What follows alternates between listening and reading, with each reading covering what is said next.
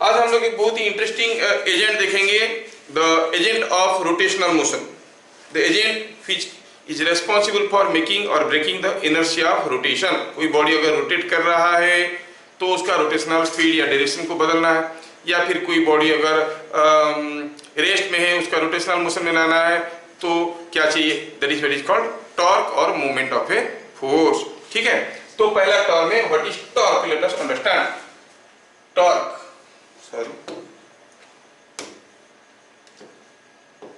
Torque और moment क्या क्या है?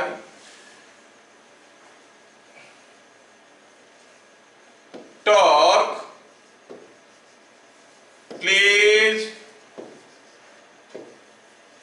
torque in rotational motion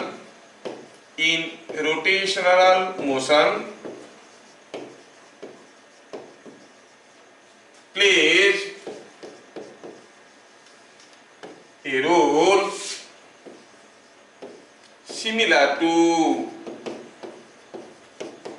force in translational motion। force in translational motion translational motion में torque जो भी फोर्स जो भी चीज में आता है सामने वो सारे चीज यहाँ पे रोटेशनल मोशन में कौन लाता है? टॉर्क। कोई बॉडी इक्विलिब्रियम में होने के लिए नेट फोर्स होना चाहिए 0। इक्विलिब्रियम में होने से क्या होता है? The body do not have any linear acceleration. Similarly कोई बॉडी नहीं घूमेगा उसके लिए क्या होना चाहिए? Net torque must be 0। Net torque 0 नहीं होगा तो क्या होगा? It will have some rotational acceleration. As long as no external force is applied on a body, the body remains at rest or keeps on moving with constant linear velocity, है कि नहीं? Similarly, as long as no external torque acts about an axis, the body remains at rest or keeps on rotating with constant angular velocity. Whenever Newton's second law क्या था? Whenever an external force is applied, the body undergoes a change in momentum, so the rate of change in momentum is equal to force. Similarly, whenever an external torque acts on a body, the body undergoes a change in angular momentum, so that the rate of change in angular momentum is equal to the torque. मतलब सारा चीज यहाँ पे फिर से दोबारा आएगा, चीजों को हमको ढंग से समझना है। तो फोर्स क्या है समझ में आता है, टॉर्क क्या है पहले समझते हैं। टॉर्क का दूसरा नाम है moment, moment of a force. Moment of a force और torque by a force produced by a force क्या होता है? The agent which is capable of rotating a body. Suppose हम कहेंगे कि यहाँ पे कोई एक बॉडी है और इस बॉडी को हिंज किया गया है, मतलब आप इस बॉडी में होल कर दिए, यहाँ पे होल कर दिए। होल करने के बाद यहाँ पे नेल गाड़ दिए, इसके अंदर कांटी एक ठो गाड़ दिए, वॉल पे भी होल कर दिए, यहाँ पे होल कर दिए, नेल गाड़ दिए। अब क्या होगा देखो तो, this body can not move now. अब कितना भी फोर्स लगा के खींचो ये बॉडी मूव नहीं कर सकता, इधर फिक्स हो गया है, इट इज हिंज्ड। अगर आप इसको क्या करें, हिंज हो गया है, इट इज हिंज। ठीक है, ये बॉडी हिंज हो गया है। हिंज समझ में आता है ना, दरवाजा को चौखट के साथ लगाते हैं वो हिंज है जिससे वो रोटेट कर सकता है, ये हिंज है। मतलब अभी अगर मैं यहाँ पे कितना भी ताकतवर फोर्स लगाता हूं तो ये फोर्स इसको लेके भाग नहीं सकता। ज्यादा से ज्यादा क्या कर सकता है, ज्यादा से ज्यादा ये फोर्स इसको इस एक्सिस में घुमा सकता है। This force can rotate but cannot take it away। समझ में आया क्या? तो ये फोर्स नहीं घुमा रहा है, कितना जोर से ये घूमेगा ये सिर्फ फोर्स के ऊपर डिपेंड नहीं करता है। किसके ऊपर डिपेंड करता है? टॉर्क के ऊपर। और टॉर्क या फिर मोमेंट क्या होता है वो हमें अभी देखना है। What is the torque produced by a force और what is the moment produced by a force about an axis. ठीक है, अभी मैं मोमेंट का डेफिनेशन लिखने की कोशिश कर रहा हूं, आप लोग थोड़ा समझने की कोशिश करना। Point number 2, torque produced by a force about an axis। जब भी हमें टॉर्क निकालना होगा हमें पहले समझना पड़ेगा कि कौन सा एक्सिस में। ठीक है, about an axis is given by remember it is a vector। Torque is a vector, ऐसे लिखता हूं टाउ, ऐसे लिखता हूं टाउ। टी नहीं लिखते हैं, टी टेंशन होता है, ये ग्रीक लेटर टाउ होता है। टाउ मतलब टॉर्क, द टॉर्क, और कभी कभार लोग मोमेंट लिख देते हैं, एम लिख देते हैं, but we write tau. Tau is given by tau is equal to R cross F. It is R cross F. Sir R कहाँ है यहाँ पे? आर क्या है? where r is position vector of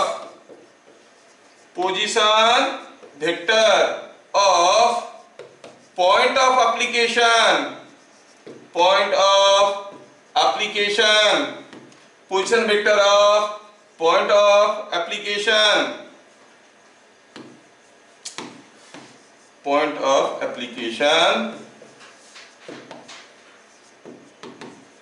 of force. Force कौन सा point में आ रहा है? Position vector with respect to A. Position vector कैसे निकालते हैं? Position vector is the position of a point with respect to another point. तो हमें अगर पॉइंट ऑफ एप्लीकेशन का पोजीशन वेक्टर देखना है तो हमें क्या करना पड़ेगा? We have to see with respect to which point? R is position vector of point of application of force. थोड़ा स्पेस बनाता हूं, ये स्पेस ज्यादा खा गया, ये आप लोग समझदार, ठीक। हाँ, तो क्या लिखे? R is position vector of point of application of force with respect to the axis of rotation,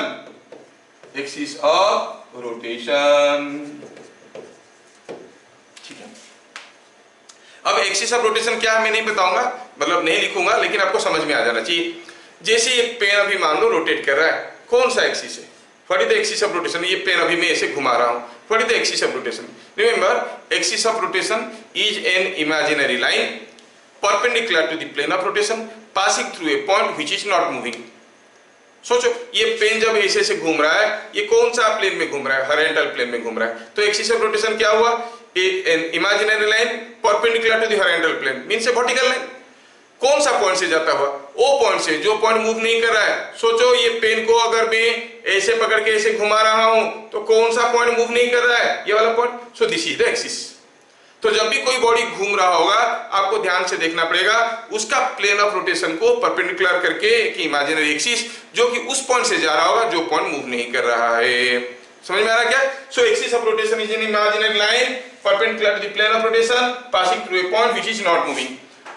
क्या सारा डेफिनेशन छोटे-छोटे लिखने से ज्यादा बल्कि हो जाएगा, आपको समझ में आ गया एक्सिस ऑफ रोटेशन।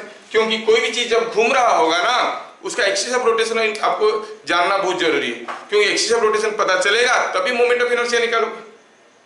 समझ में आ रहा है क्या? इसलिए एक्सिस ऑफ रोटेशन देख के पता चल जाना चाहिए।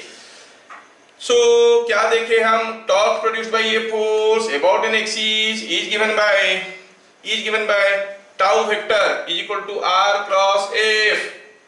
फिर r is position vector of point of application of force with respect to axis of rotation, tau is a vector। तो क्या इसका यूनिट क्या हो जाएगा? ये मीटर है, ये न्यूटन है, यूनिट हो गया न्यूटन मीटर। और ये वेक्टर क्वांटिटी है। वेक्टर क्वांटिटी तो डायरेक्शन कैसे होगा? डायरेक्शन जानते हो आप, क्रॉस प्रोडक्ट का कैसे होता है। अच्छा, अब ये r क्या है? पहले r को ड्रॉ करके देखते हैं। r क्या था? r is the position vector of point of application of force। point of application of force कौन है? ये है। इस पॉइंट में फोर्स आ रहा है, इस पॉइंट का position vector with respect to axis. Axis कहां है? ये घूम रहा है इस पॉइंट में। This is what is the axis of rotation. r vector हुआ ये, f वेक्टर हुआ ये। समझ में आया क्या? This vector cross this vector, देखो क्रॉस प्रोडक्ट आ गया। Cross product of this and this is giving you the torque, जो कि बॉडी को ऐसे घुमाने की कोशिश कर रहा है। देखने से बड़ा डरावना लग रहा है, लेकिन I will make it simple. कैसे? लेट अस इसको कॉपी करके ले लेते हैं, इसको सिंपल बना देते हैं आपके लिए, तो आपको ये क्रॉस प्रोडक्ट वगैरह करना नहीं पड़ेगा। ठीक,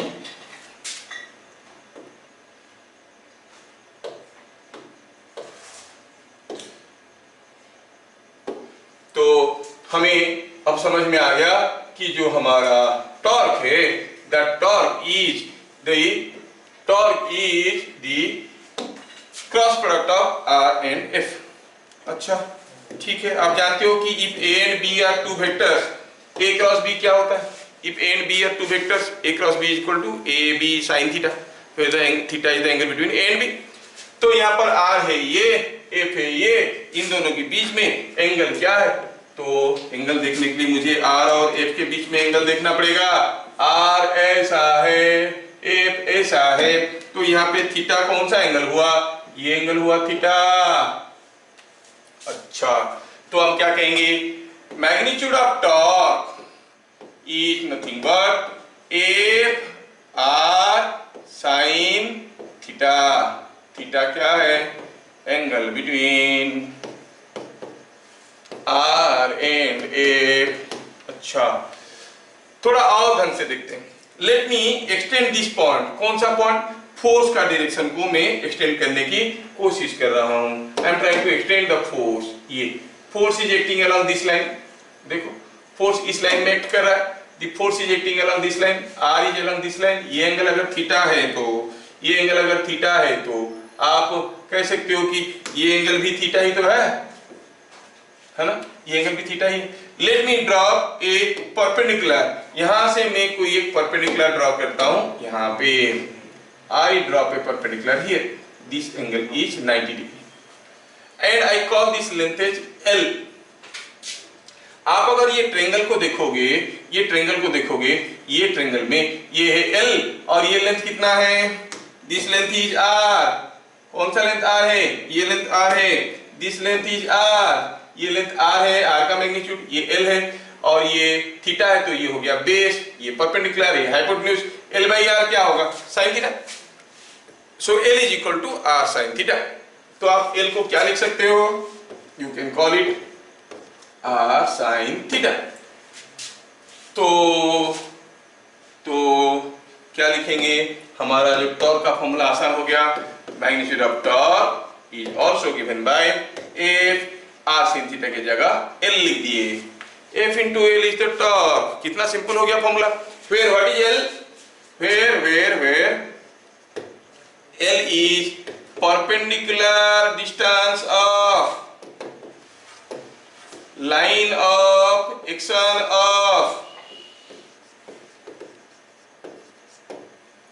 action of force from axis of rotation।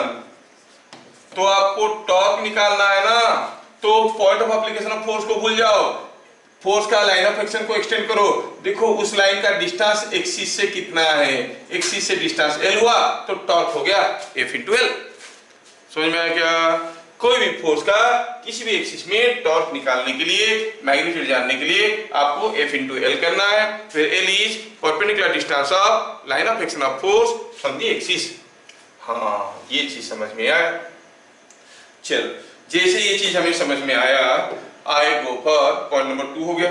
ये पॉइंट नंबर 3 था। ठीक है, ये हो गया पॉइंट नंबर 3। ठीक है, now we go for point number 4। थोड़ा आप इसको ध्यान से देखिए कि सपोजिंग हमारे पास कोई एक बॉडी ऐसा है जो कि यहाँ पर हिंज हो गया। It is hinged here. अब मैं क्या कर रहा हूँ, इसको मैं ढेर सारे डायरेक्शन में खींचने की कोशिश कर रहा हूँ। Suppose I pull it with a force, I pull it with a force F1 like this, I pull it with a force F1 like this, I pull it with a force F2 like this, I pull it with a force F3 like this। 3 force इसको खींच रहे हैं। ये this body can rotate about point O। मैं सिर्फ torque का जो torque बनेगा उसका डायरेक्शन जानना चाहता हूं। वैसे क्रॉस प्रोडक्ट रूल यूज करके डायरेक्शन बता सकते हो। फिलहाल काम चलाने के लिए हम क्लॉकवाइज या एंटी क्लॉकवाइज कहेंगे। अगर ऐसे घूमेगा तो क्लॉकवाइज, ऐसे घूमेगा तो एंटी क्लॉकवाइज। हम यहाँ पे अगर एग्जाम्पल लेंगे तो हम देख रहे हैं कि here torque produced bye F1 about O क्या है? क्लॉकवाइज है कि एंटी क्लॉकवाइज है? इज क्लॉकवाइज और एंटी क्लॉकवाइज? सोच के बताइए। ये F1 फोर्स जब इस बॉडी को यहां से खींचेगा, सॉरी इस बॉडी को यहां से खींचेगा तो ये बॉडी को कैसे घुमाने की कोशिश करेगा, क्लॉकवाइज कि anti clockwise, anti clockwise, simple है, is anti clockwise by F2 about O। सोचो F2 कैसे घुमाने का कोशिश करेगा, इज F2 खींच रहा है इस बॉडी को यहां से, कैसे घुमाने की कोशिश करेगा, ऐसे, तो हम कहेंगे क्लॉकवाइज। लेकिन what is the torque produced bye F3 about O। F3 तो दिख रहा है हमें कुछ ऐसा, है ना, the line of action of F3 is passing through O। अगर ऐसे खींचेंगे सीधे सीधे, ये घूमेगा क्या, नहीं घूमेगा, तो आप क्या कहोगे, torque produced bye F3 about O is 0, no torque is produced। why because torque का फॉर्मूला क्या था, force into perpendicular distance of line of action of force from the axis. इस फोर्स के लिए टॉर्क निकालना है, ओहो, तो आप इसका लाइन ऑफ एक्शन निकालो और यहां से इसका डिस्टेंस देख लो कितना है, इसके लिए टॉर्क निकालना है तो इसका लाइन ऑफ एक्शन निकालो और देख लो इससे इसका डिस्टेंस कितना है कि नहीं, ये डिस्टेंस। F2 के लिए क्या टॉर्क बनेगा, F2 into this distance. F1 के लिए क्या टॉर्क बनेगा, F1 into this distance. F3 के लिए क्या टॉर्क बनेगा, F3 का तो line of action is passing through, F3 का line of action is passing through the axis. तो क्या कंक्लूजन मिला, अगर किसी एक फोर्स का लाइन ऑफ एक्शन एक्सिस से होते हुए पास कर रहा है, वो फोर्स उसको घुमा नहीं पाएगा, कोई टॉर्क प्रोड्यूस नहीं होगा। समझ में आ रहा है क्या, तो हम क्या कहेंगे, याद रखना है यहाँ पर 10, when line of action of force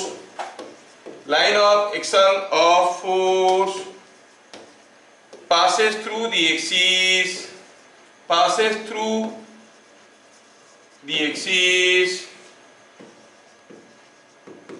no torque is produced,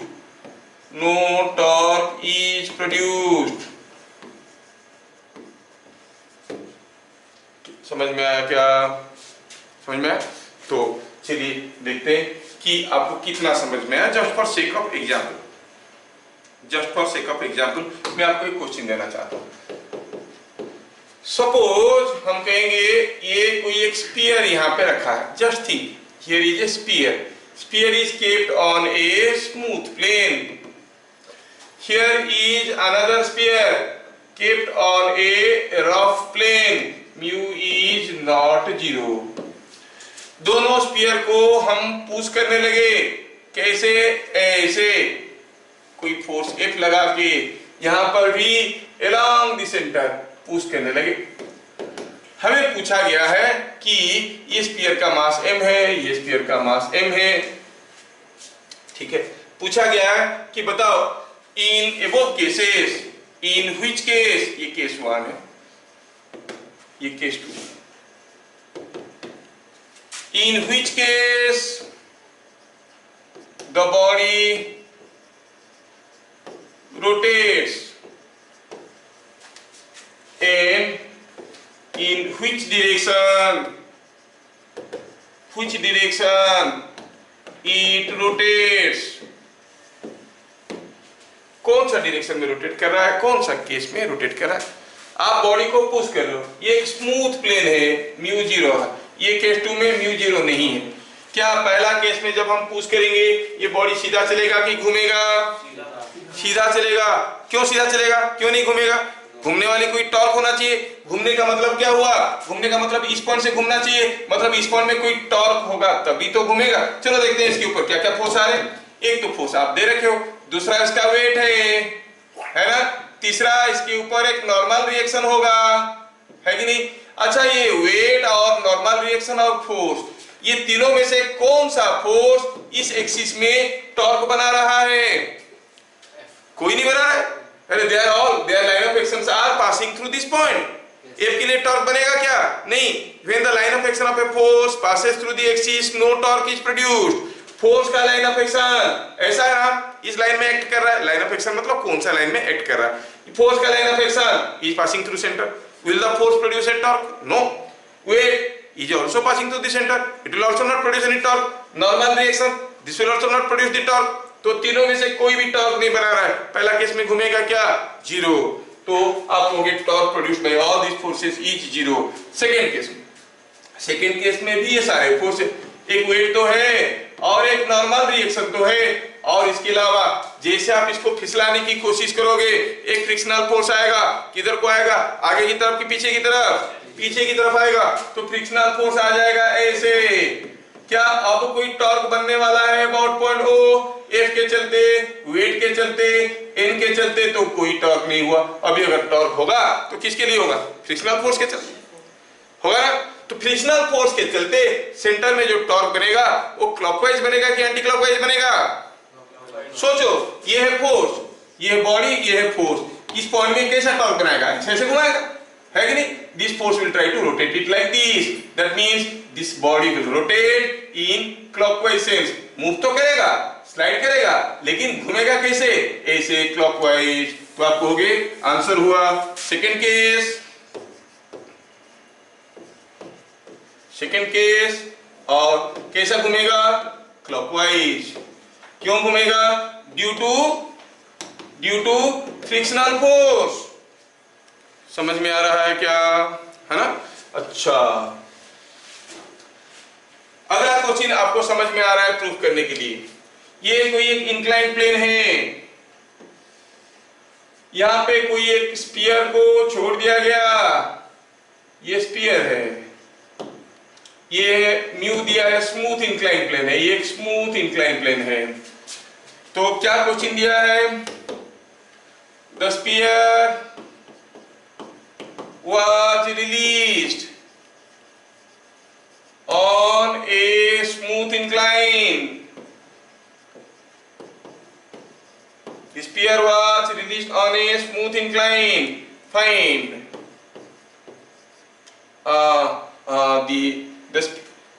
what in which direction it rotates. What is direction of what is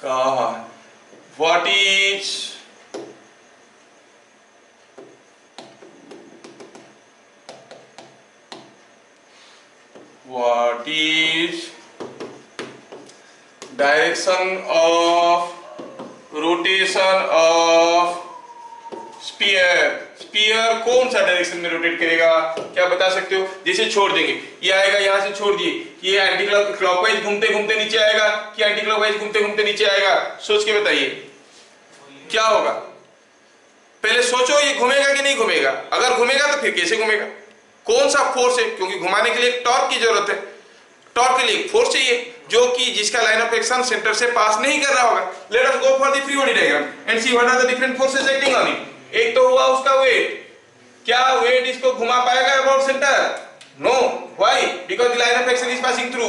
क्या इसके ऊपर कोई नॉर्मल रिएक्शन है? हाँ है। कैसा है? Normal reaction is like this. क्या ये नॉर्मल रिएक्शन इस एक्सिस में इसको घुमा पाएगा? नहीं, ये भी तो पास कर रहा है कि नहीं? Normal reaction can not rotate, they are not able to rotate it. Friction तो है ही नहीं, फ्रिक्शन है ही नहीं, तो क्या होगा? क्या ये बॉडी रोटेट करेगा? नहीं, the body does not rotate, it will simply slide down. Answer क्या हुआ?